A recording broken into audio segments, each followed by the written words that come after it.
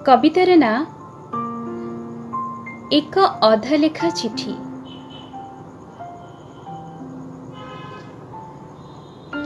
समय जेते शीघ्र शीघ्र पाद पकाई आग को चली गले भी टिकिए पछरे थाई मो आखि देखि पारुची तार नारंगी रंगर कुर्ता। से कुर्तारे नील रंगर अनेक सूक्ष्म कारुकार्य, मझिरे मझिरे गुंथा होईची सबुज रंगर पेंथा पेंथा स्वप्न। मु राति अंधार रे पक्का रास्तार नक्शा तैयारी करे। दिन बेला से सरू रास्तारे नाही नथिबा भिड़। तम हातर चंचल आंगुठी रे संपर्क तैयारी करिबार सबु सूक्ष्म अभिमान मुदी होई गुंथि होईछि।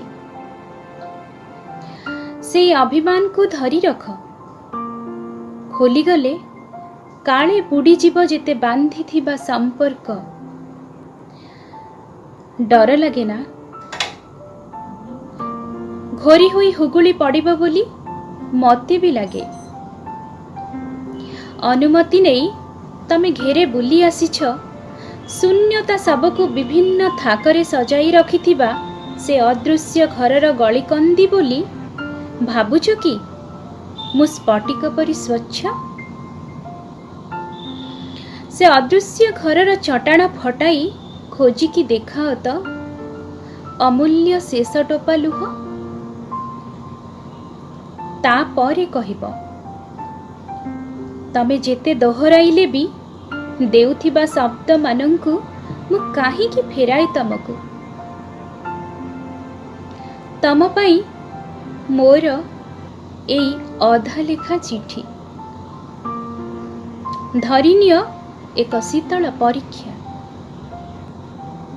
निय मो हृदयर चाबिकाठी किछि दिन पाई सेथिरे आश्रय नेइथिबा एक अपेक्षा मोते विचलित करे।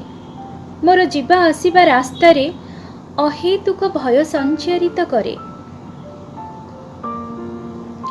आगे ताकु सेठु विदा कर,